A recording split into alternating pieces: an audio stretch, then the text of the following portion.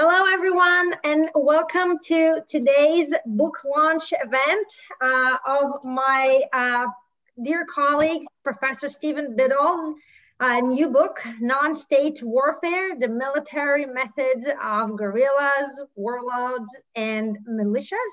It is just came out with Princeton University Press. It's a highly anticipated book, and I'm very excited to have a chance to discuss it today. And congratulations, Steve. This is a major achievement. And today also marks the concluding event of the Saltzman events for this academic year. So before I turn over to my colleague, Professor Richard Betts, who is going to be the moderator of today's event, I would like to thank everyone for attending our events throughout the year. We've had a very productive year despite the remote platform. We were able to have over 25 events over the year over Zoom. We've turned essentially Fridays into Saltzman event day. We've had events almost every other Friday. And our recording, all the recordings of our events are available on the YouTube channel, on our YouTube channel. And we will chat in the link. You have access to all of them. And I encourage you to go check out events that you missed. I also would like to thank Ingrid Gersman, the Institute Assistant Director, for all of our hard work throughout the year to make those events happen, and to Ray Harris and James Parsley for helping so much with the Zoom events. And Clara Brackbill too. And Clara, I'm sorry, yes, of course, Clara Brackbill. Thank you all for all of your hard work this year. In particular, I know it was challenging. So without further ado, I would like to start this event and turn to the moderator, my colleague, Professor Richard Betts. Professor Betts requires no introduction, but I will do so nonetheless. He's the Leah Shifrin Professor of War and Peace Studies in the Political Science Department. He's also the co-director of the International Security Policy Program at CEPA. He was the director of the Saltzman Institute of War and Peace Studies for 23 years, and the director of the National Security Studies at the Council of Foreign Relations for 4 years, where he's now an adjunct senior fellow. He's also the author of several influential books, including Soldier Statement and Cold War Crises, Enemies of Intelligence and American Force, Surprise Attack, Nuclear Blackmail and Nuclear Balance, Military Readiness, The Irony of Vietnam, etc., etc. I am very pleased to have him with us to moderate this event.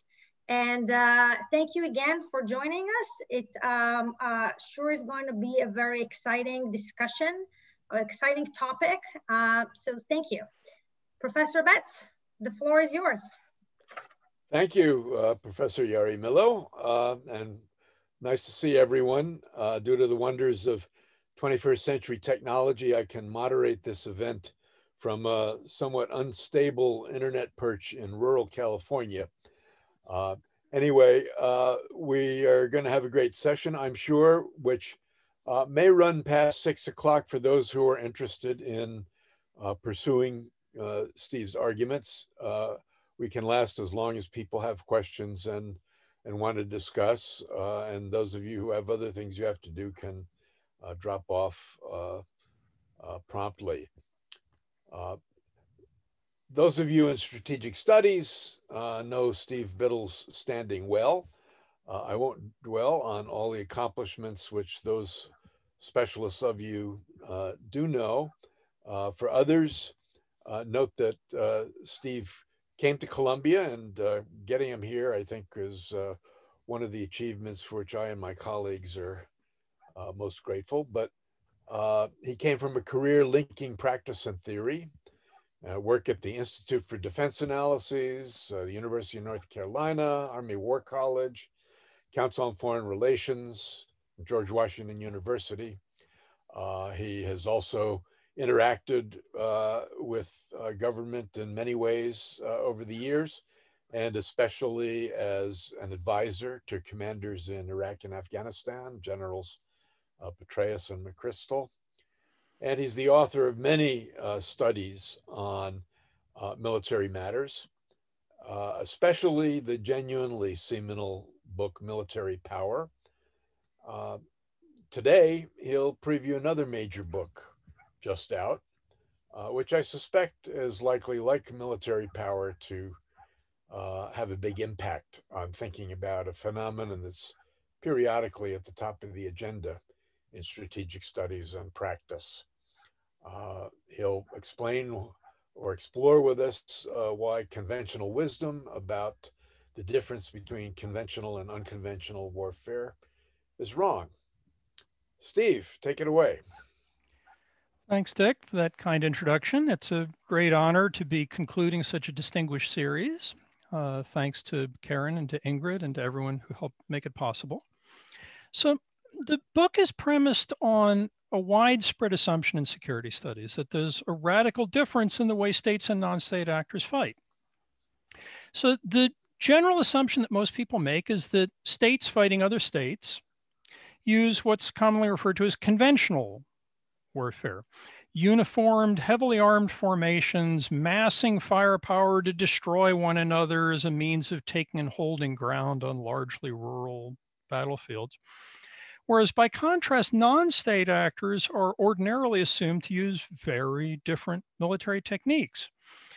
Lethal, but militarily unsophisticated, sometimes referred to as asymmetric means, using some combination of things like suicide vests or roadside bombs, snipers, assassinations to seek out heavily populated areas and seek to intermingle indistinguishably with the civilian population as a way of influencing opinion rather in order to create political pressure to obtain what they want, rather than taking and holding ground and destroying enemies outright. This difference, in addition to being widely held, is really important. In fact, the category error of treating a war against a non-state enemy as though you were fighting a war against a state enemy is largely and widely held to have been importantly responsible for U.S. defeat in Vietnam and for the frustrations the U.S. military has suffered in Afghanistan and Iraq.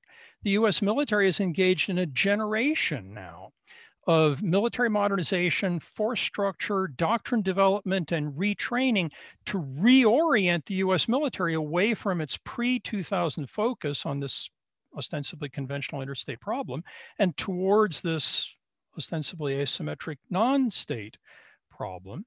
As the fighting in Iraq and Afghanistan wind down, one of the biggest ongoing debates in U.S. defense policy is the degree to which we now need to retransform this now transformed U.S. military to go back to the original focus on interstate warfare. Some people advocate this because they think Russia and China are terribly important. Other people advocate it because they think that fighting against non-state actors using these kinds of asymmetric means is a hopeless enterprise for a democracy and you just can't succeed. Other people think that we still need to do it, but it should be, subcontracted out to subparts of the U.S. military that will do it by training, equipping, and advising indigenous allies rather than doing it ourselves. There's this whole debate and this whole set of views about how state and non-state actors fight is premised on this underlying assumption that they fight in very different ways. And then in fact, it's a terrible policy mistake to get it wrong, which kind of opponent you're fighting at any given time. Now, this assumption of radically divergent military methods for conventional and state and asymmetric, irregular non-state actors is in fact overstated at best.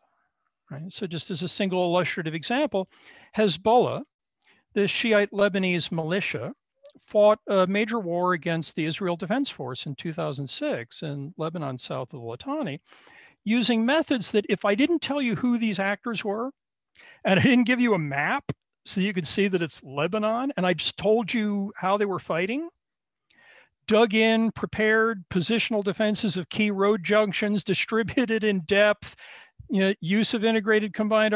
If I just described to you how Hezbollah was fighting in 2006, you would be forgiven for assuming that I was telling you about German military behavior on the Eastern Front in World War II. Because in fact, they're remarkably similar, notwithstanding that Hezbollah is not a state. Hezbollah is a non-state actor, which we've been taught to assume means that they use irregular methods, but it's not just Hezbollah, right? There are plenty of other examples.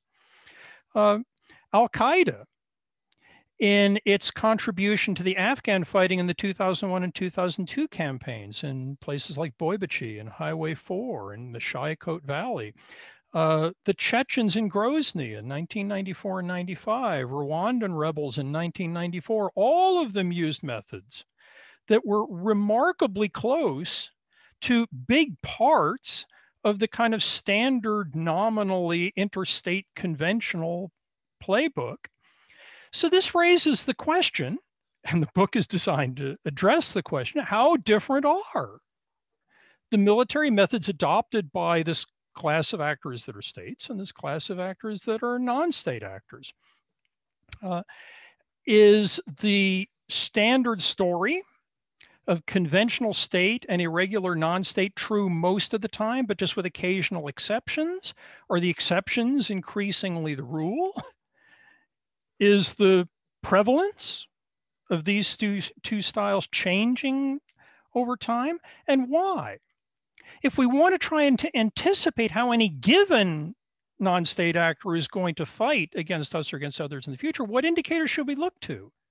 If there's all this variation around this, what should we use as intelligence anticipation of how any given actor is going to fight? The book is designed to answer these questions, and I will, per modern Zoom culture, of course, use PowerPoint slides, especially when doing military topics. It's just sort of expected, right? Defense Department officials can't speak, actually, if you deny them the use of PowerPoint. You'll be relieved to hear that I'm not going to read to you the entire book, page one, but I commend that to your attention if you're so inclined. What I thought I would do instead is just sketch some of the central findings and try and give you a flavor of the analysis behind those findings that led me to the conclusions that I hold. So just to start by summing up the central claims on where I come out with respect to the questions that I just cited a moment ago. The central claim in the book is that there is actually nothing intrinsic to non-state status when it comes to war making. Some non-state actors already use methods that are closer to the conventional playbook I just described a moment ago than some states do, and that number is likely to increase over time. I would, in fact, argue that this conventional guerrilla asymmetric distinction is largely a false dichotomy, and a false dichotomy that promotes potentially serious errors in both scholarship, of course, but also in policymaking and the design and orientation of the US military. In fact, it seems to me that these categories of state and non-state are best treated as special cases of much more general combat dynamics that impose challenges that are shared across these classes of actor. That said, there are differences, right? The modal, most common military styles in the international system for states and non-state actors are not literally the same, but they're becoming more similar to each other over time. That said, they are not likely to converge on a single universal military model because the variance around the mode for each of these actors is growing. What we can expect to see in the future, it seems to me, is not a single military style that everyone will adopt, but greater variation, both within the category of state and within the category of non-state and in the international system as a whole. And the causes that are driving these changes that I'm describing centrally involve the internal politics of these actors to a much greater degree than their equipment or their troop count, or the degree to which they're supported by an outside state sponsor. And in particular, Important drivers of the behavior of non-state actors, I argue in the book, are their internal institutional structure, which varies widely across non-state actors, and their war aims, which also vary widely. And it seems to me that we want to anticipate how any given actor is going to behave in the future. The intelligence challenge this poses goes well beyond just counting weapons, counting troops, evaluating aid relationships with outside powers, and it requires the social science political enterprise of understanding the internal political makeup of the actors that are using these military instruments. So if those are my central claims, how, generally speaking, do I get there? So let me unpack some of these arguments in a little more detail. And I'll start with what is arguably the central claim in the book, this notion that the commonplace assumption of radical difference is in fact a false dichotomy. When you look at the component elements that make up the common intuition, why it is and how it is that people think non-state actors are so different, it turns on several different underlying ideas about what it is that's so different about a non-state actor. Centrally, that is stealth. Right, the usual idea is non-state actors can't survive in a toe-to-toe slugfest with a larger, better equipped state military, so they hide. Right, they use cover and concealment to escape firepower that they otherwise couldn't survive. So at the heart of the kind of common notion of asymmetric guerrilla warfare is the assumption that guerrillas, non-state irregular warriors, require stealth in order to survive, but there's nothing unique to non-state status about stealth. Centrally, I argued in the military power book that Dick so kindly mentioned a moment ago, it has been suicidal for anybody, state or non-state, to get caught exposed in the open in massed formations ever since 1900. In the face of modern firepower, that leads to suicide.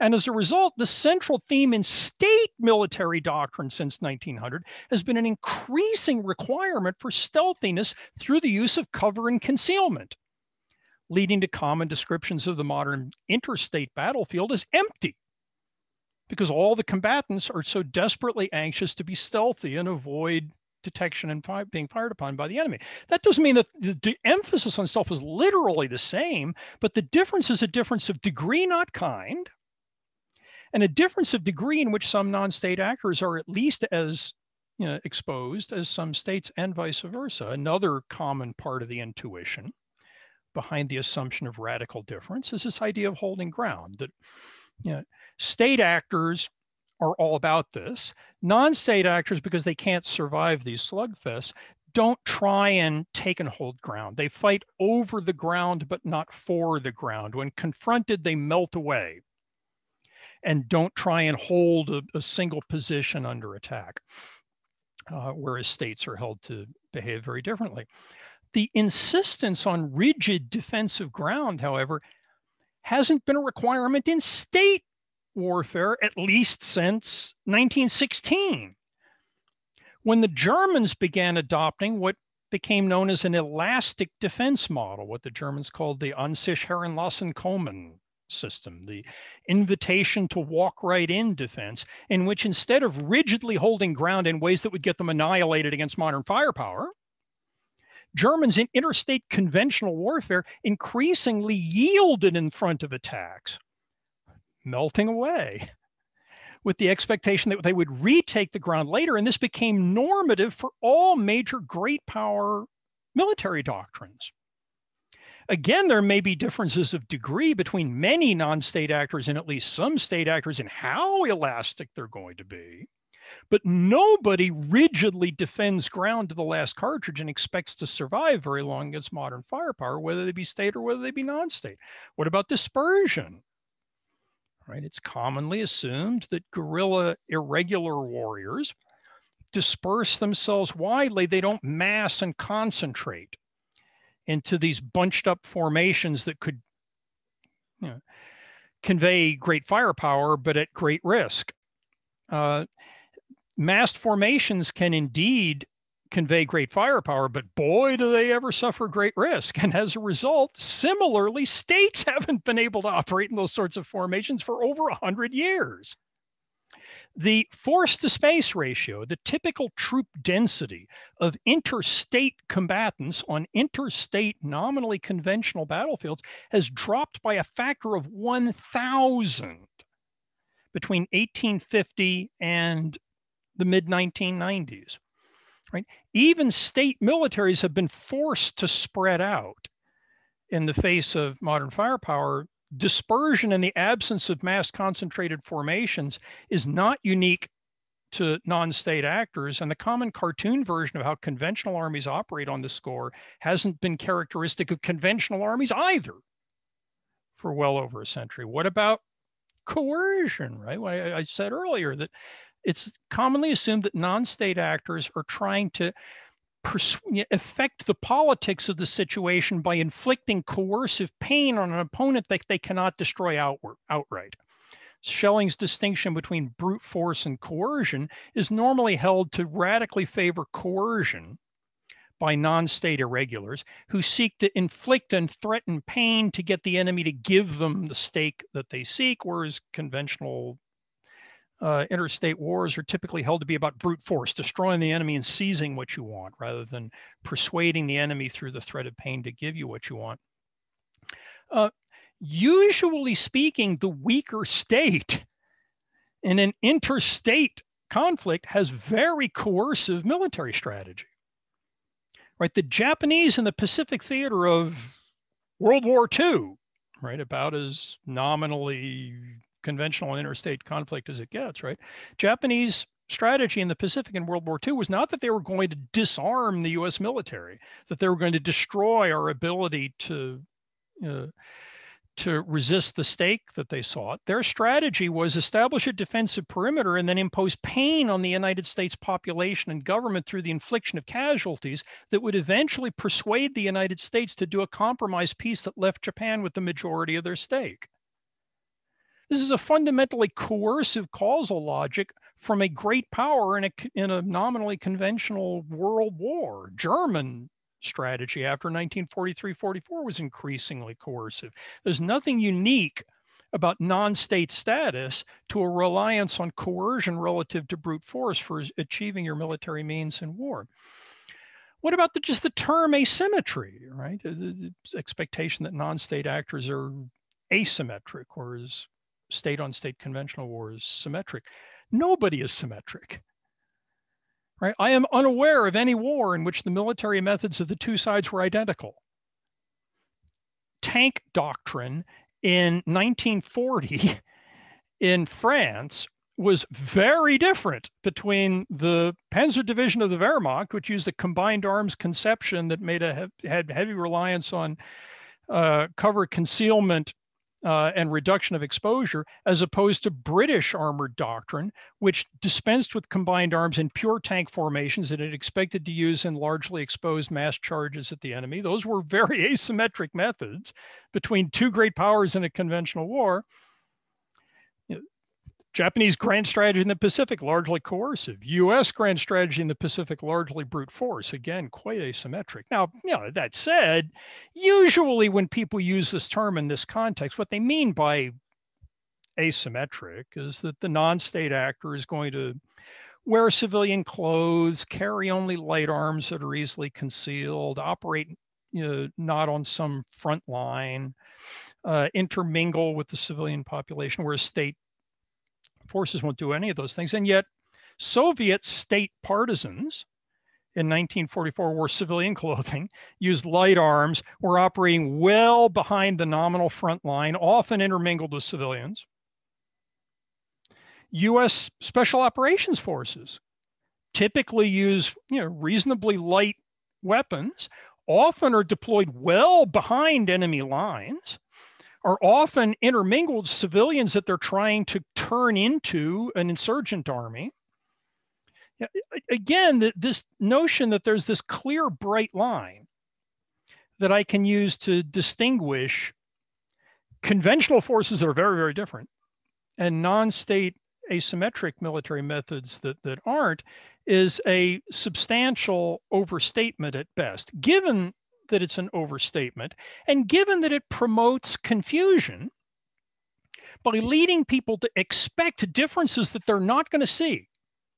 When you look closely at the actual military behavior of any real actor, you don't see this cartoon version that I painted in my opening remarks. What you see are heavily interpenetrated subtle differences of degree in the use of concepts that are largely shared by all actors. How then, if we're going to write a book about the military methods of a class of actor, do we talk about the methods whose variation we're trying to explain? And I'm arguing in the book that it's best that we dispense with this notion of categories and dichotomies and just be honest about this and treat it as a continuum. And so the book treats what it frames as its dependent variable, its outcome to be explained, its characterization of the military behavior of any given actor, as a true continuum between two radical extremes that I'm going to call Fabian and Napoleonic to avoid confusion with the kind of overused, misunderstood cartoon versions of conventional and guerrilla or asymmetric. Where what I'm calling Fabian extreme warfare, I'm naming after the Roman general Fabius Maximus Verrucosus, who famously used delaying tactics against the Carthaginian general Hannibal Barca, one of the arguably first to use these kinds of techniques. I'm going to describe the Fabian extremum as absolute unwillingness to accept exposure or defend ground, dispersed operations with no concentration in excess of the theater-wide troop density, exclusive reliance on coercion with no brute force, an insistence on concealment by intermingling with an indistinguishable civilian population, rejection of heavy weapons even when they're available, and an undifferentiated theater with no distinguishable front or rear.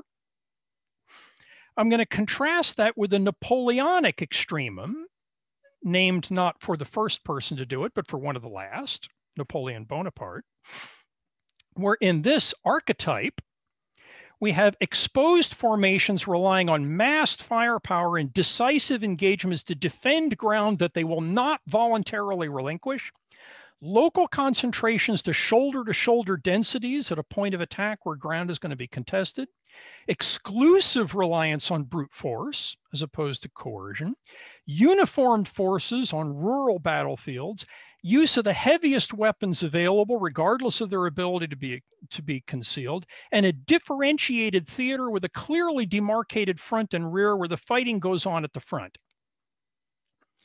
And you're probably thinking to yourselves, nobody fights that way. Right? You just described two completely arbitrary cartoons. And you're right. I call these extrema because they define rarely observed, pure versions of the intuition behind conventional and guerrilla. And what the book does in an appendix that I suspect no one will actually read, but I commend to your attention if you're so inclined, is to develop an index measure that uses observable reference of differences of degree along the dimensions I discussed on the previous slide to code any given actor anywhere on a 0 to 6 scale, where the lower the score, the closer you get to this usually unobserved Fabian extremum. The larger the score up to a maximum of 6, the closer you get to a rarely observed Napoleonic extremum. And these extrema are rarely observed because they are really rotten ways to do business. There are monumental military disadvantages to fighting in either of these extreme ways. If I'm going to fight as a pure Fabian, for example, I have no ability to protect a sympathetic population from depredations by a hostile government, right? I have no ability at all to defend ground or to exclude my opponent from my operating areas. Moreover, an exclusive reliance on cover and concealment at the expense of whatever firepower I need to sacrifice in order to get that means my ability to impose heavy cost on the enemy is very low. And it means this war could grind on forever, all the time in which I'm suffering at least some casualties. Fabian warfare is uncommon for a reason. Similarly, purely Napoleonic warfare is a lousy way of doing business against modern firepower. If you're going to concentrate forces exposed in the open in this way, yes, you can project firepower, but you won't live very long to project very much of it. Casualty rates in anything remotely like this style of fighting these days are just prohibitively extreme. And as a result, I would argue, real militaries, whether states or non-state actors, have been well to the interior of these extrema for at least a century of actual military experience. And what really matters is relative distinctions of degree where you are between these two extremes. So just as illustrative examples, what I've done here is to plot the codings for a few illustrative examples of state and non-state actors over the last century or so of warfare. So we can look closest to the Fabian extremum at the Ulster Volunteer Force in Ireland in 1975, for example, where the Ulster Volunteer Force's tactics were chiefly assassinations, bombings, ambushes, brief raids, involved small groups of fighters that would melt quickly into the population to avoid superior government firepower. Their strategy was essentially purely coercive with very little, if any, brute force emphasis and no apparent front or rear. Even so, even the UVF wasn't at the Fabian extreme. They occasionally mounted larger attacks that involved local concentrations well in excess of what they had in the theater war at the time. They wore distinctive black clothing that was designed to distinguish them from innocent civilians. When you look through all these characteristics and use the coding system in the appendix, you end up scoring the Ulster Volunteer Force at a value of about 0.3, close to the Fabian extreme, as close as I can find, but not at it. At the other end, we get the Maginot Line, right, in 1940, a fixed positional defense with heavily emplaced concrete reinforced fighting positions, elaborate obstacles of barbed wire and anti-tank traps, garrisoned by uniformed soldiers with a clear front line trace, ordered to defend their positions in sustained close combat. But even the Maginot Line isn't the Napoleonic extremum. The design of the Maginot Line, if you get a chance to visit it, parts of it are still there, I commend it to your attention, put a heavy emphasis on cover and concealment, integration with the terrain to make it harder for the Germans to identify individual positions for massing firepower against. And it wasn't massed right at the border. The Maginot Line was dispersed, distributed into a depth of 4 to 20 kilometers from the border zone. The Maginot Line is about as close to the Napoleonic extreme as you get, but even so, I would code it no higher than a 5.6. And most actors are well to the interior of this, including the German elastic defense I referred to earlier, the US defense of Saudi Arabia and Operation Desert Shield, both of which are more Fabian than the non-state Northern Alliance's behavior in 2000. The state use of partisans by the Soviet Union in 1943 was substantially more Fabian than the RUF in Sierra Leone in 1995.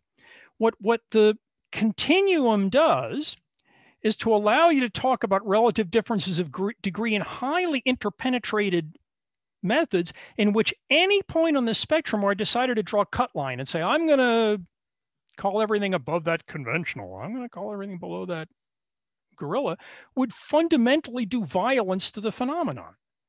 It would exaggerate small differences that happen to be on the other side of a cut line that I draw. And you'd end up miscoding important actors like the Northern Alliance in 2000 or Soviet partisans in 1943. So the book makes the argument that we're better off treating this as an interpenetrated continuum rather than as some kind of simple dichotomy. Given that, how do we go about explaining where any given actor is going to end up on this continuum? What intelligence indicators should we look to anticipate how any given actor is going to fight? And the central claim of the book is that everybody's behavior is a function of the interaction between military incentives and political constraints, where the military incentives for all actors, regardless of who they are, fundamentally derive from the demands of modern military technology. And the central fact of modern military technology has been increasing lethality for over a century of actual warfare. So if, for example, we plot the reach of one of the primary killing systems on the modern battlefield, artillery, from 1880 to 2000, what we see is an increase in the range of artillery weapons on the typical battlefield from less than 10 kilometers early in the period to more than 35 or 40 late in the period. If we look at how lethal the rounds are that these artillery pieces are firing, the lethal area created by a single shell when it goes off, we see a very similar phenomenon. Early in the 20th century, lethal area per round is a few hundred to perhaps a few thousand square meters. It's grown to something like 20,000 square meters by the end of the period. What about aircraft? Important contributor to modern lethality. The bomb load carried by strike aircraft, same phenomenon, radical increase over time. What about anti-tank weapons and the ability to penetrate armor? The same story. As time has gone by since the middle of the 20th century, the average range at which the tank penetrators in a typical US armored division could perforate the armored defenses in a typical opposing armored division has increased dramatically over time. What this suggests is that the technology available at the state of the art at any given time has gotten progressively more lethal over time. And this is not limited to the technology available to states. If we look at non-state actors, in the 1920s, the Rif Rebellion in Spanish Morocco was waged by guerrillas using single-shot magazine rifles. Oops. By 1965, the Vietcong in Vietnam were using fully automatic small arms and crew-served machine guns that were capable of cyclic rates of fire of hundreds of rounds per minute. By 1990s, the Somali National Alliance under Mohammed Farah Aidid had access to 86 US-made wire-guided TOW anti-tank missiles. Hezbollah in 2006 in Lebanon had access to Russian-made Kornet guided anti-tank missiles. The technology available to non-state actors isn't usually literally the same as their state opponents, but it has followed the same trajectory of increasing lethality, increasing ability to penetrate available armor protection. And this kind of growing lethality in the hands of both state and non-state actors has compelled everybody, but especially states, to get out from under all this by finding cover and concealment through the use of stealth, and has forced states systematically to behave in ways that look more and more like the conventional, the commonplace assumption of the way non-state actors fight. Stealthy, dispersed, elastic, not rigid. Let's look at one indicator of this trend. Let's take a look at troop density, force to space ratios, how concentrated or dispersed actors are. And we're going to look at that between the early 19th century and the end of the 20th century. Be careful, this is a semi-log scale, so up and down differences are bigger than they look. State actors in interstate warfare behaved pretty much the same way for about a century of warfare in the 19th century, right? Where the typical concentration of combat forces on the battlefield was somewhere between 1,000 soldiers per square kilometer and 10,000. Then there was a big change about 1900. By World War I, typical force densities had dropped by a factor of 10. By World War II, typical force densities had dropped by another factor of 10. By the 1991 Desert Shield campaign, they had dropped by that factor of 1,000. that I talked about earlier. This kind of dispersion is a necessary precaution, a central part of what I refer to as Fabian military style in response to radically increasing firepower against hostile states. What this has done is to create some powerful opportunities for non-state actors who don't have the resource base that states have. They have smaller combatant forces. Non-state actors have always had troop densities that look kind of like 1991 in Desert Shield. So the red dots represent observed force to space ratios for non-state actors. What this is telling us is that the response that states have been forced to adopt to keep themselves alive against modern firepower is reducing their ability to produce troop densities in the field down to something in the general vicinity of where non-state actors have always been.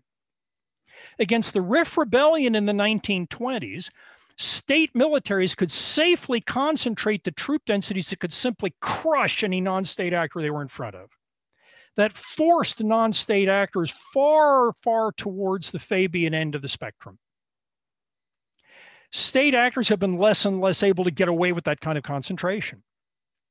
As they've been forced to spread out, as they've been forced to seek cover and concealment, as they've been forced to adopt increasingly Fabian methods, this has created an opportunity for non-state actors to start accepting some tolerance of ground holding, to start accepting a greater ability to direct firepower at state actors.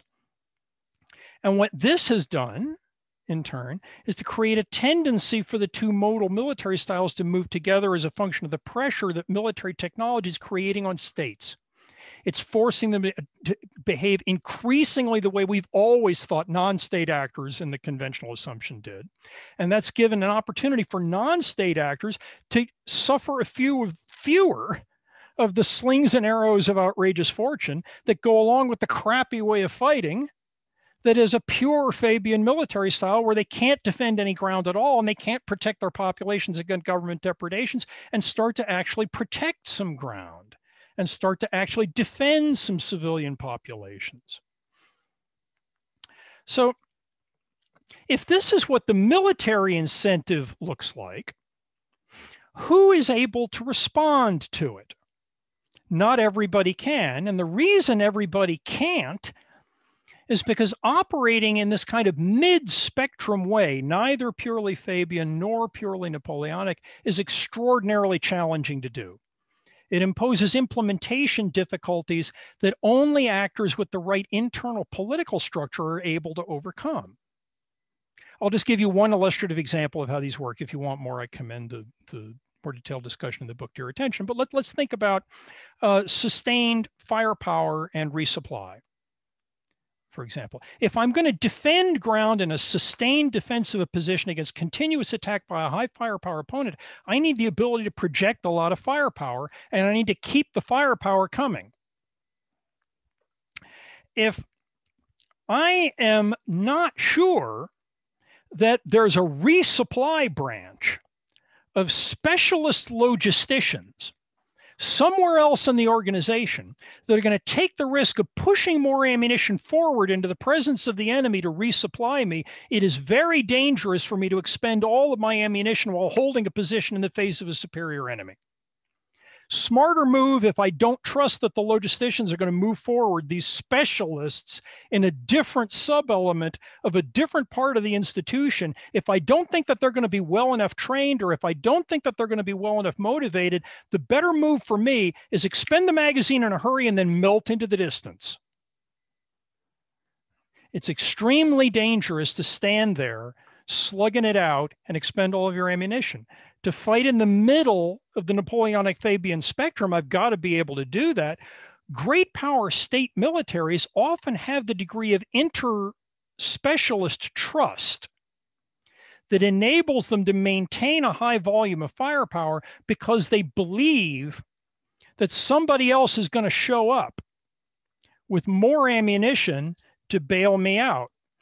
If, on the other hand, I am a poorly institutionalized non-state actor who hasn't decided that the stakes are worth heavy investments in training. And now I'm worried that other elements of the force might be of a different faction than I am, who might hate me as much as they hate the enemy.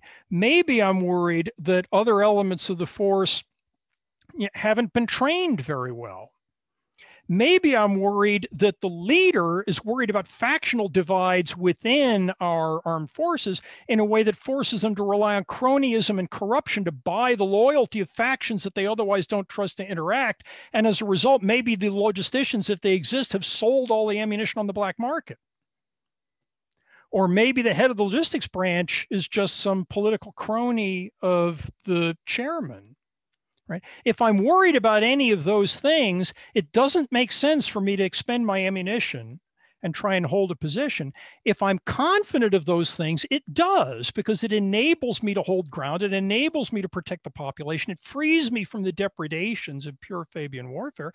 What determines the difference between militaries that have this kind of inter-specialist trust and militaries that don't? And the book argues that one of the central determinants of this is institutions. One of the central themes of modern social science is the study of institutions and the way in which modern institutions facilitate cooperation and collaboration. They replace single interactions, one-shot deals with iterated exchanges. They provide mechanisms for monitoring and enforcement of collaboration within a large organization. They facilitate low-cost resolution of internal conflicts. And in fact, non-state actors vary widely with respect to their institutional makeup. Consider, for example, Hezbollah that we talked about earlier. Hezbollah had an institutional structure that looks like a state. They're not, right? But they've got a judicial council, they've got a parliament, they've got a politburo. They've got a separate political and military organization. The military organization is a separate intelligence branch and military combat branch. The combat branch has separate organizations for recruitment and sustainment and indoctrination and operations. Right? This has all of the formal articulation of impersonalized office that many states have, but it's not just Hezbollah.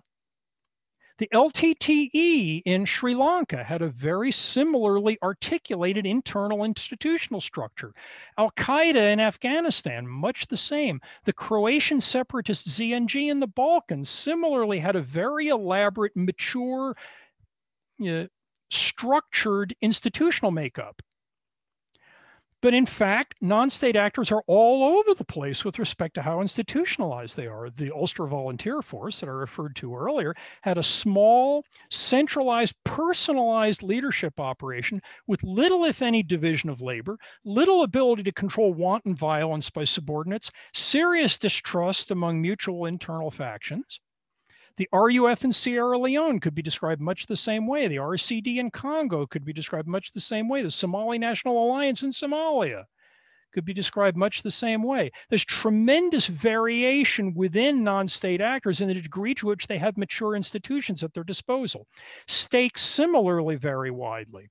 Some non-state actors, like the Croatian separatists, believe that if they fail, they will be imprisoned and killed by a state opponent. Other non-state actors, like the Somali National Alliance prior to the arrival of UN forces, basically were fighting for divisible economic stakes, or a little more or a little less. It didn't mean annihilation for either side. Actors that face existential stakes have the motivation to pay for expensive training. Actors that have limited stakes do not. What then does all this mean for what we should expect in the behavior of state and non-state actors over time and in the future? So just to take a look at some of the summary findings of the book in this light, I'm going to go back to the Fabian Napoleonic spectrum I talked about a minute ago. And what I'm going to do is to plot what we would expect to see as the relative incidence of that style of fighting for states in the 1950s, for instance, where lethal but relatively modest technology gives them incentive to operate relatively close to the Napoleonic end of the spectrum, but there's substantial variance within the class. Non-state actors in the 1950s don't have access to the kind of technology required to force state opponents to spread out. And as a result, although few of them are purely Fabian, most of them are pretty Fabian.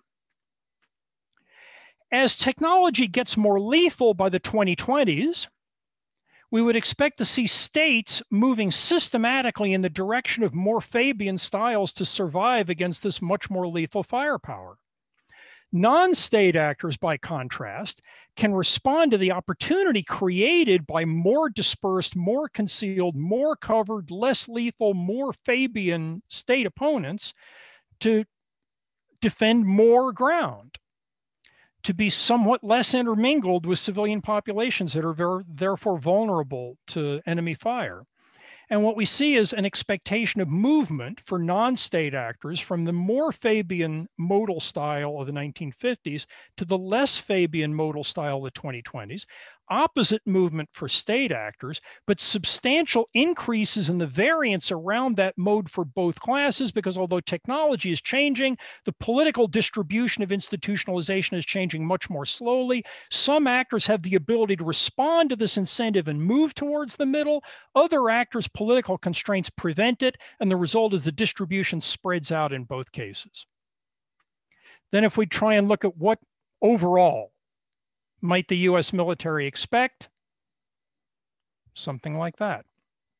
If that's what the book expects in terms of the way challenges are likely to emerge in future warfare, how should the US military respond? Now, obviously, this is a big set of issues that depend on a lot of things other than how enemies will behave. But just as with respect to the one issue of how enemies will behave, let's look at the same Fabian Napoleonic spectrum. But now what I want to talk about is how the US military is designed for capability against actors at a given point on this spectrum. If we look at the 2001 US military, what we see is a military that's oriented primarily, but not exclusively, towards the kind of modal military style of the 1950s.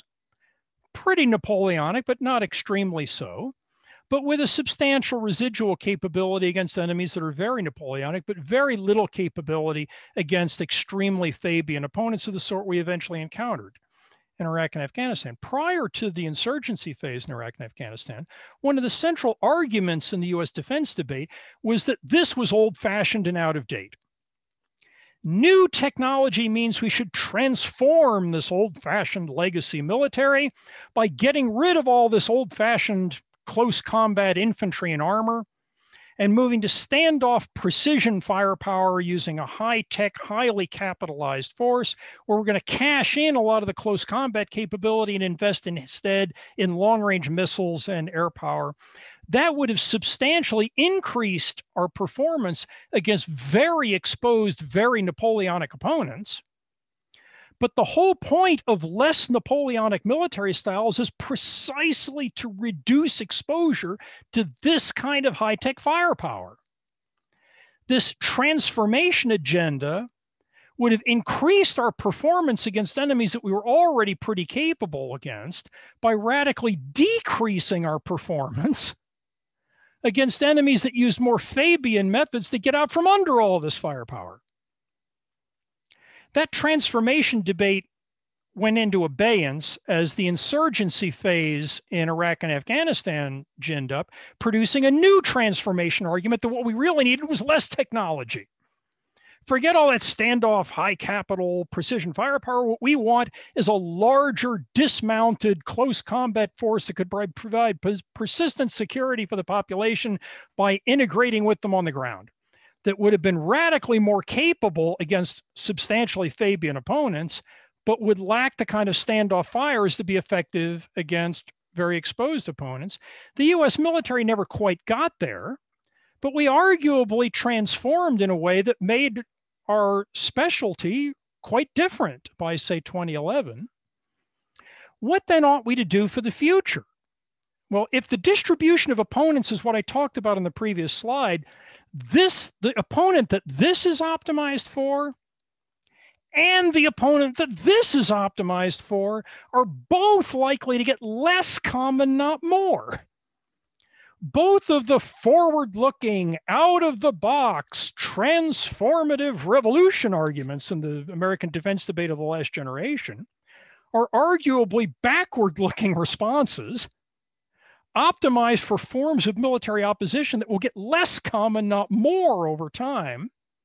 There's a lot more to force design than just what you expect of the enemy. But if what you expect of the enemy is what I was talking about before, and you just look at changes influenced on that score, the optimum for the future might look something more like this.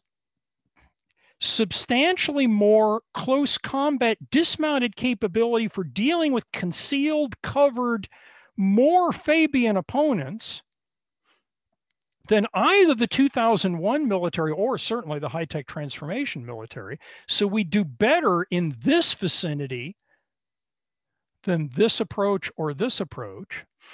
Better residual capability against highly Fabian opponents than the military of 2001. Pure Fabianism is going down probably in incidence, so it accepts some loss of capability relative to 2011 in that score, but retains a substantial residual against highly exposed opponents just because their vulnerability against modern weapons is so high. I think you can make a case for something that looks like a medium weight alternative that is probably closer to the old-fashioned legacy military of the mid-Cold War, actually, than either of the ostensibly future-looking, forward-oriented transformation models that are fashionable in today's debate. That's among the central policy claims in the book. And I've gone on longer than I wanted to, so perhaps I'll stop there. And I'd be happy to take questions for those that have the stamina to carry on. Okay, thanks, Steve. Will people use the raise hand function to indicate that you want to ask a question or make a comment?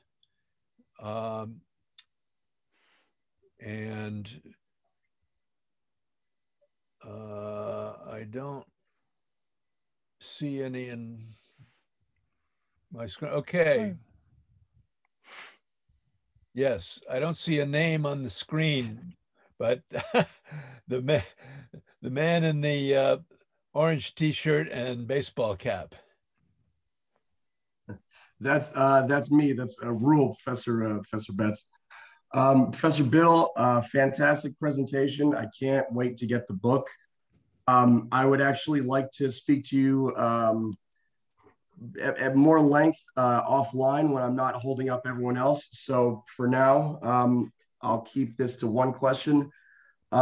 This is something I've been researching and advocating for a while. I think actually Professor Gentry, who I think I saw in here, gave me this or recommended me this wonderful book, Transforming U.S. Intelligence for Irregular War, in where it goes into McChrystal's Joint Task Force 714 effort in Baghdad and how he had to really completely invert the organization to empower those on the ground to make decisions, to make it more 80-20 intelligence instead of the other way around.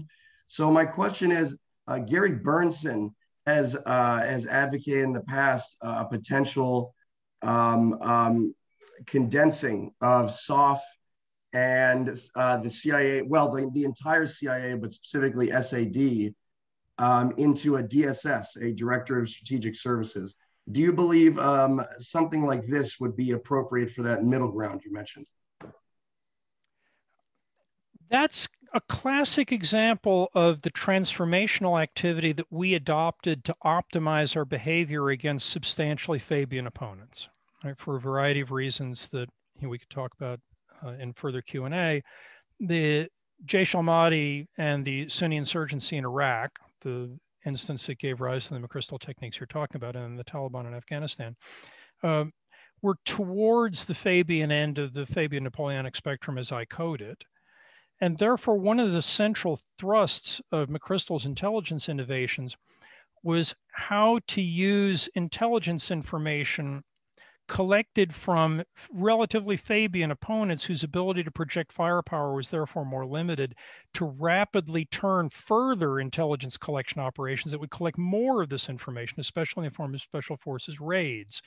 Special forces raids will be a lot harder to conduct and survive against the Russians, for example, in mid-spectrum military operations than they were against a more Fabian military opponent in the form of the Jaish al-Mahdi or the 1920s Revolution Brigade or other Iraqi insurgent actors. None of that's to say that an increased emphasis on intelligence collecting isn't important. The central thrust of most military doctrinal development for the last century has been cover, concealment, reduction of exposure, increased Fabianism, even for state militaries and interstate world wars. And what that does is it makes intelligence harder to collect and more important.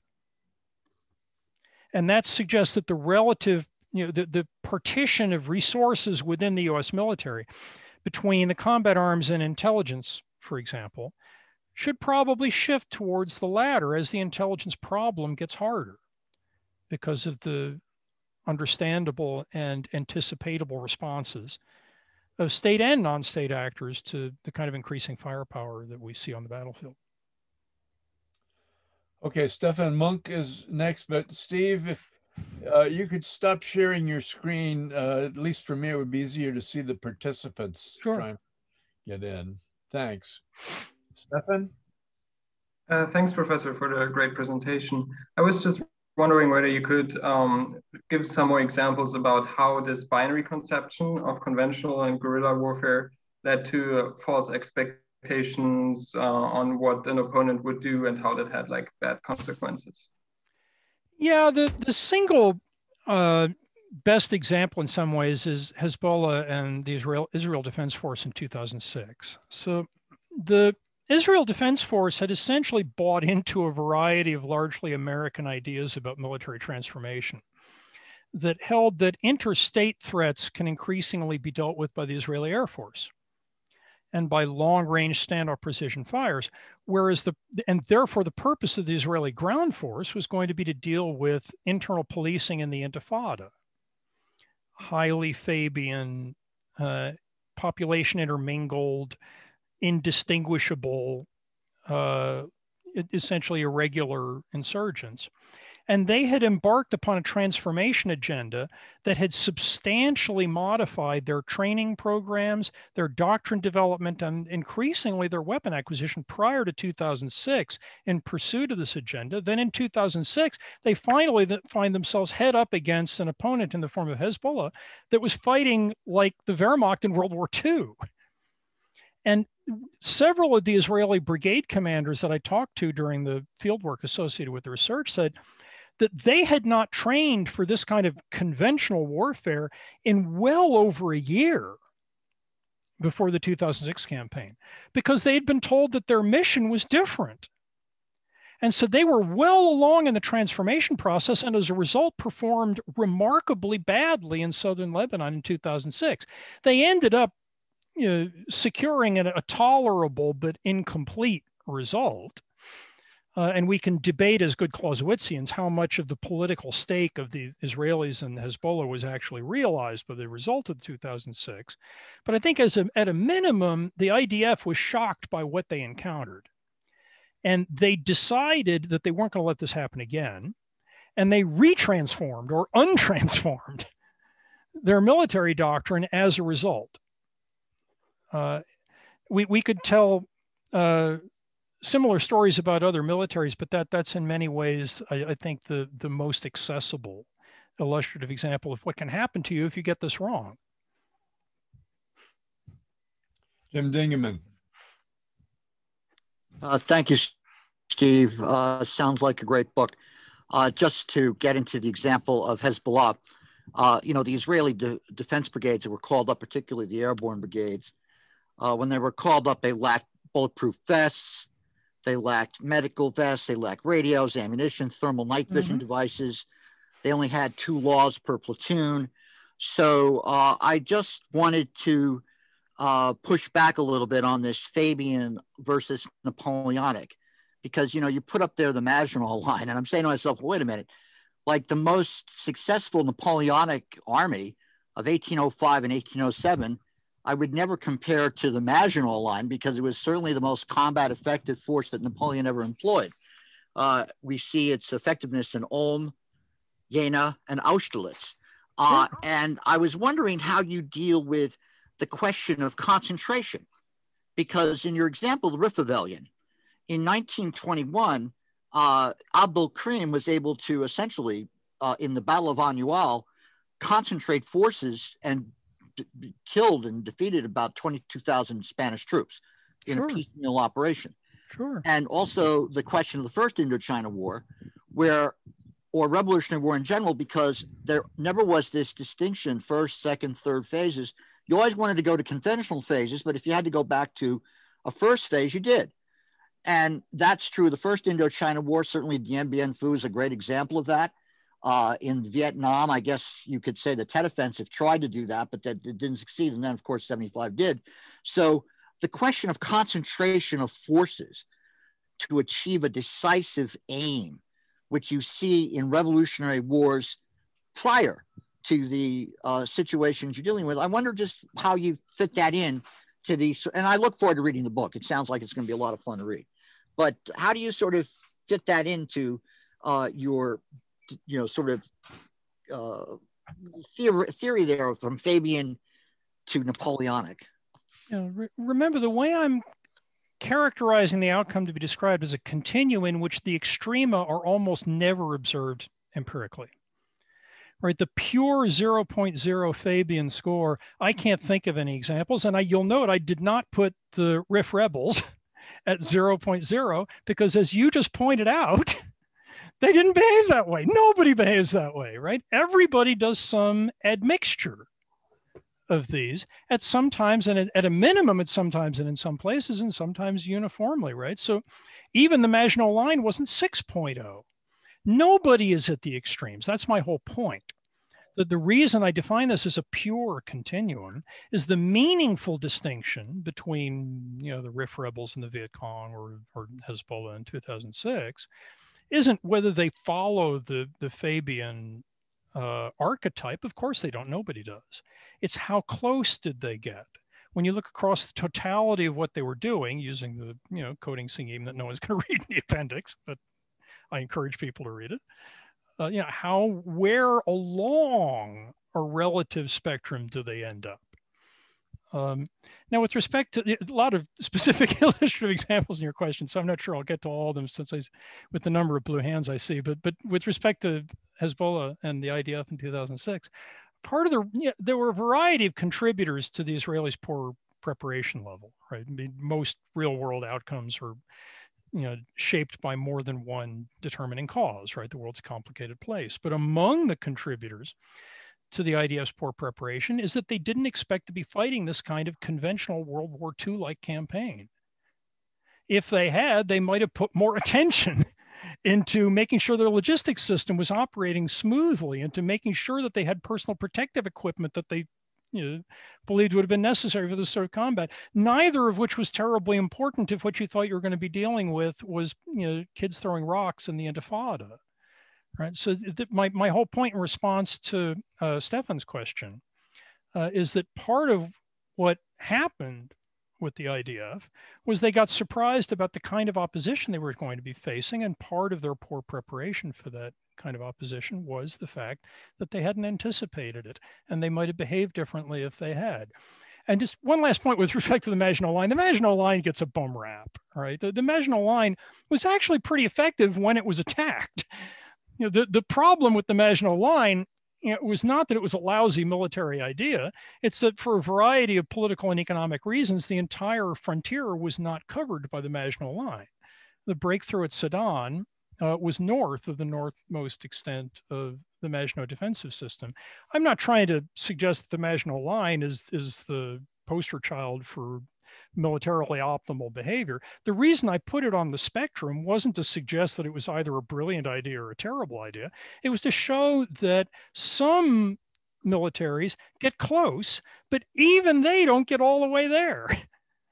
Even the Maginot Line, right, wasn't purely Napoleonic. Now, the time frame in the book is 1900 to the present. So I use examples from Napoleonic warfare to help establish some of these dynamics, but I'm not trying to explain the outcome of Ulm or Austerlitz. The book does note, however, that Fabius didn't actually observe the Fabian extremum either, right? His troops wore uniforms. Neither did Bonaparte observe what I'm calling the Napoleonic archetype completely, right? He used skirmishers a fair part of the time, which were not operating in shoulder-to-shoulder, tactical dispositions. What I'm doing is identifying two archetypes that are Platonic ideals that you don't observe in the real world. And then I'm characterizing the real intermingled mixed behavior you do observe in the real world by the relative distance between these two archetypical extremes. Justin Canfield. Professor Biddle, this is a fascinating theory. It's convincing. I think the index is particularly a useful contribution, so I really can't wait to read the book. So I have just one kind of question that occurred to me. So it occurs to me that, although states have long been fighting on this spectrum, right, the problem of how to configure one's military vis-a-vis non-state combatants really started to become salient among political decision makers in the 1960s, it seems, when it became clear that the Geneva Conventions were inadequate, and so states had to kind of sit down and negotiate an update. But understood differently, we're in this international system in which the state is legally privileged. So the spectrum is necessarily squeezed into this dichotomy for important questions like who has standing to negotiate settlements and who can declare war and who has recourse to war, who has responsibility, who can be held accountable, so on. And so some non-state actors might have institutions that make them look like proto-states, but they lack one important thing, and that is sovereign recognition. So we know that the law of armed conflict influences both how states and non-state actors fight, and we have a lot of literature on this. But if non-state actors can't be parties to international humanitarian law and they have no standing to interpret the rules, and even with these updates, I think the law of war kind of imposes a greater burden on states than non-state actors. So these loopholes must especially affect the tactics and doctrine that non-state actors choose because they have the ability to do so without incurring additional political costs. So since we can't get away from this dichotomy from an IR institution's perspective, to what extent do you think your theory solves the motivating puzzle of the talk that you introduced today, which is the optimality of how states prosecute their wars? And Steve, could I piggyback on that and ask whether you should make as much of a second false dichotomy as of the tactical false dichotomy emphasized, and that is the second political false dichotomy between states and non-states, which you got into, but the fact that what are categorized as non-states are usually counter-states or would-be states of varying degrees, how does that continuum intersect with maybe in some different ways conceptually with the tactical one? And also, is there any difference between the tactical conceptualization that you debunk between conventional and unconventional warfare and the strategic conceptualizations associated with that prevalent image? Okay, so three interestingly different issues on the table. Let me see if I can treat them in sequence without forgetting one. Beginning with the kind of issue of, are non-state actors proto-states? Some are, some are not. All right, so Jonas Savimbi in Angola, for example, had no meaningful ambition to run Angola or set up a separate state. He essentially wanted the diamonds, from the area that he was contesting. And he and the Angolan state government were mutually tolerant of each other's existence over a regrettably long period of time. And this is increasingly common, actually, among civil warfare involving non-state actors. Paul Stanland has written very persuasively on this, that the idea that we took out of the Vietnam era counterinsurgency literature, that wars involving non-state actors are a zero-sum struggle for statehood. That the non-state actor either wants control of the entire state, like the Vietcong did, or they want to create a separatist rump state, like the Croatian separatists did in the Balkans. It's true of some non-state actors, but not all. It's also not clear to me that it changes their military behavior other than in the ways that I talked about. So the two of the causal variables that I emphasize are the internal political institutional maturity of the actor and their stakes and war aims.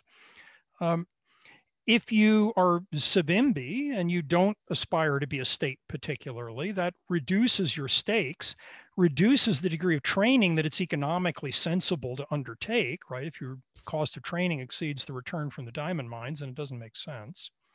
That kind of chronic kleptocrat goal has implications for the internal institutional structure of the actor, which tends to be personalized and informal in cases like that. So I think the distinction between would-be proto-state and non-would-be proto-state is important because there's a lot of variance out there among non-state actors with respect to this. I treat it through the independent variables of institutions and stakes, rather than explicitly distinguishing proto-state from non-proto-state. That maps, but not perfectly, onto the distinctions I do draw between existential stakes and limited stakes and strong institutions and weak institutions. At the grand strategic level of war, there's another argument people often make that I talk about in the book, but I didn't talk about in the talk in interests of time, where it's sometimes held that states follow the Clausewitzian dictum that war is an extension of politics by other means, and hence this is all about who rules. Whereas non-state actors are held by many critics of Clausewitz to be non-Clausewitzian in this sense, that they fight for objectives that are religious or emotional, evocations of hatred or self-identity or crime. I argue in the book that all of those things are in fact not separable from politics as Clausewitz understands it, and hence at the grand strategic level of war, there's less distinction also between the nominally Clausewitzian state and the nominally non-Clausewitzian non-state. To my way of thinking, as articulated in the book, everybody is Clausewitzian, right? They're all in it for some issue of who rules and how do resources get allocated, which is how politics, after all, is defined. And that holds even for Savimbi, holds even for Mao, holds as I see it for everybody. Now, with respect to international law and international humanitarian law, it's an interesting hypothesis that changes in international law might be more predictive of variations in non-state behavior than the things I emphasize: technology, internal institutions, and war aims and stakes. We'd want to have a longer conversation about this, I think. I'm skeptical, however, that it's enough to explain the variance we observe, in part because the change you're talking about, I don't think is continuous over time, but is substantially lumpier than that, whereas I see continuous change over time in the outcome behavior of the actors involved. Now, obviously, there are international legal issues that obtain, right? In the book, the way I define a non-state actor is by someone who's outside state status under the Montevideo Convention, right? So I use international law as a way of setting up the distinction between the two actors that I'm trying to distinguish. But the book doesn't attempt to either use law as an explanatory factor or use the explanatory factors I do talk about to predict changes in law. The book is in fact focused on the battlefield military behavior and strategic incentive structure of actors rather than the international legal structure as a whole, but that's a potentially interesting direction in which to take further examinations of non-state actors and how they behave. I think you're muted, Dick. Sorry. I think Jack Snyder has dropped off the queue, so Amina Kaya. Professor Biddle, thank you for this amazing presentation, and I'm looking forward to getting my hands on your book. I have a question in terms of intelligence. How do we see intelligence services evolve and transform in terms of this Fabian and Napoleonic scale? And I know you based your whole argument in this book on that there's not a big difference between a non-state war and an interstate war. But if we just assume that there's still a big difference, what are the key elements in fighting against non-state actors, and what are the biggest mistakes that states make in those wars, in those conflicts? Well, with respect to the latter issue, the mistake that states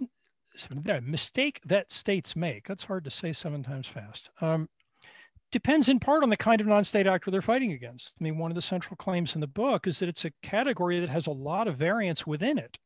You have Hezbollah, that's, you know, state-like in the sense that it's very much towards the middle of the spectrum identified earlier.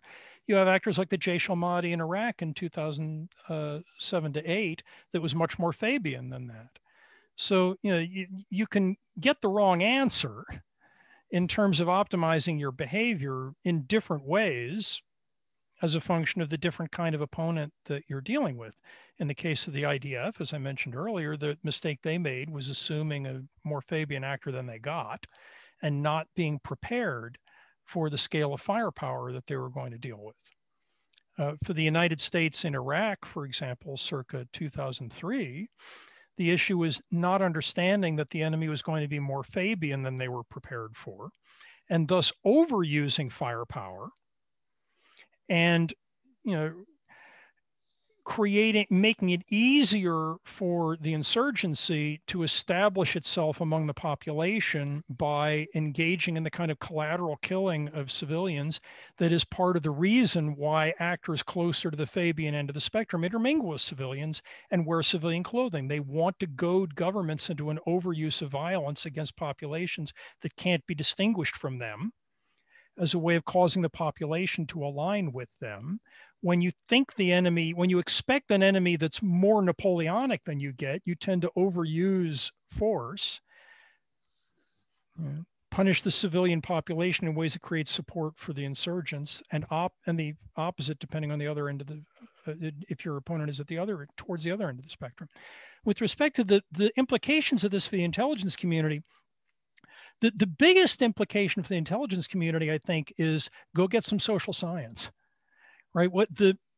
If the drivers of behavior are the way I'm framing them, internal politics, that means that the traditional intelligence business of counting fighters, assessing weapons, tracing money flows from outside benefactors is not at the heart of the problem. If the heart of the problem is the internal institutional structure and war aims of the actor, that implies a different task for the intelligence community. Understanding the politics of these actors just as much as you understand their weapons and their numbers and their funding streams.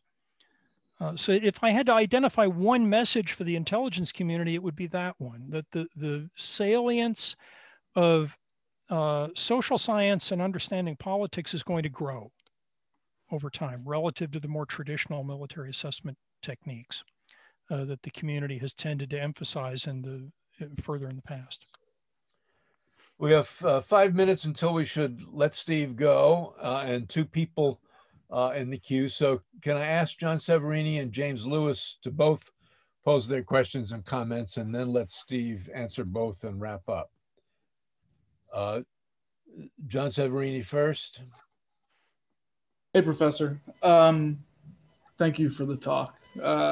My question is specifically about the key kind of variables you talk about are the intersection between increasing technology lethality and the stakes institutions of actors in war. So assuming that institutional capability and stakes severity is not going to change that much relatively between actors temporally, across time. what does that mean about the increasing lethality aspect? Because the hump, right, as we described, is moving Napoleonic. And that obviously is implying that mid-spectrum war is becoming more optimal. But does that mean in 30 years that it's going to be on the right side of the mid-spectrum, moving towards Napoleonic? So I guess given that institutions and stakes remain the same, what does this mean? What is future lethality of technology going to mean for this argument 20 years from now? And James Lewis. All right. So we talked about when militaries making the transition back and forth between Fabian and Napoleonic. Is this historically a holistic transition of the whole military, or is it more at something a specialist, sort of like at the division level? And if it's historically one or the other, is there maybe unexplored merit in the opposite? Okay. Let me start briefly with the second question, and I'll move to the first. For the social scientists in the room, the theory is operationalized in terms of modal behavior, the most common method of an actor. That doesn't suggest that there isn't subunit variance, right? So certainly within the US military prior to 2001, the special forces, for instance, were more oriented towards, more Fabian opponents than the regular army was, or the regular Marine Corps was. Similarly, the Vietcong had a variety of different sub-elements, main force units that were operating in ways that were relatively more Napoleonic, auxiliary units that were operating in ways that were relatively more Fabian. So all theories are simplifications of an infinitely complex reality. And one of the simplifications in this theory is it's operationalized in terms of modes rather than subunit variations. But that's not to say that continued work, as continued work often does, can't relax that simplification and talk about within actor variation in the way subunits behave and try and explain that.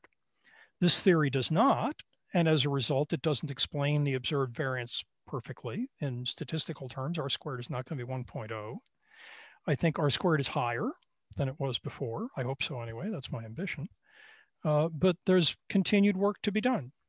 And that's one potentially interesting avenue that continued work could take, is towards explaining within actor variations in subunit behavior.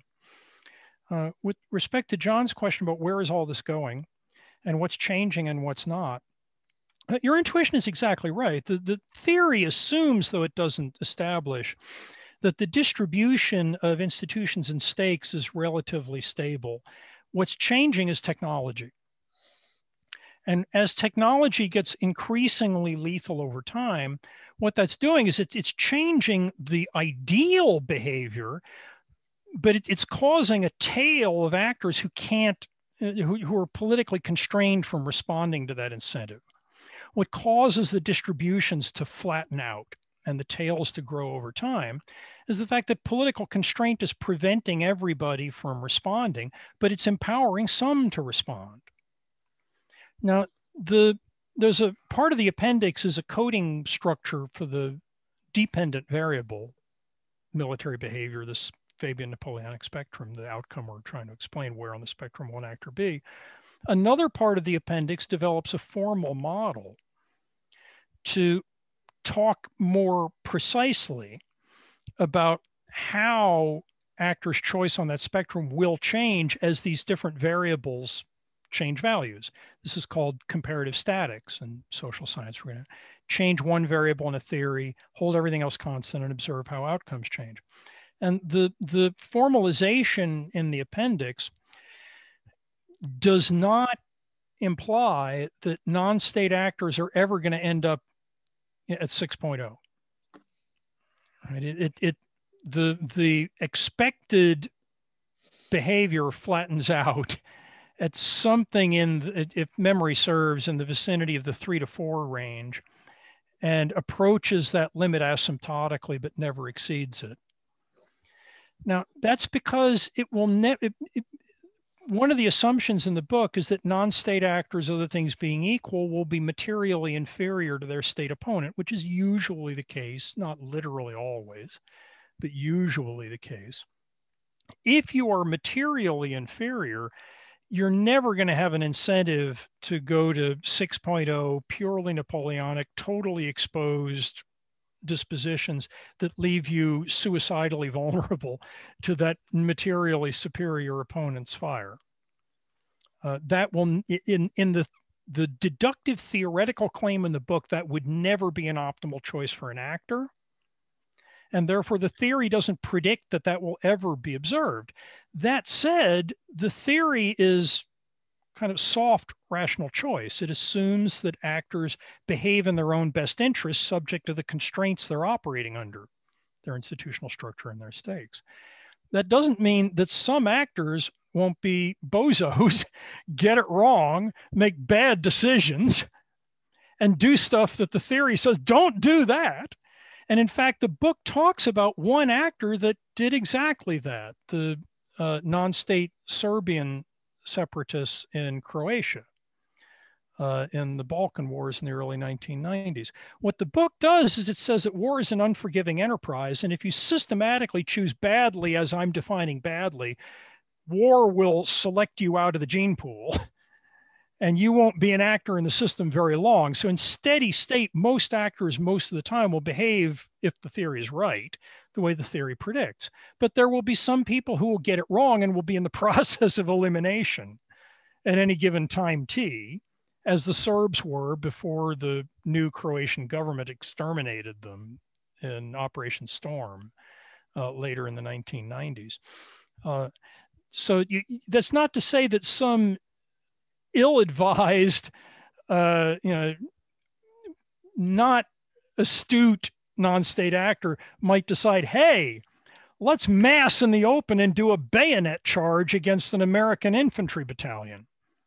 It does suggest that if you do that, the consequences will be very unfortunate for you, and that and for reasons the theory talks about, this will never be a good choice for an actor, and therefore we won't observe it very often in steady state. Well, thanks to Steve and the questioners for packing a lot into an hour and a half.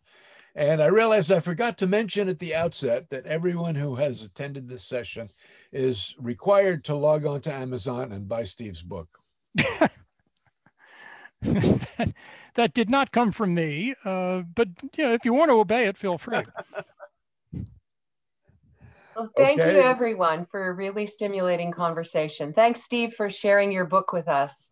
My pleasure. And congratulations again on publishing. The day is tomorrow, right? That's the official release date. That's the official release date. Yeah. All right. Well, thank you all. Have a good evening. Okay. We are now adjourned. Bye-bye.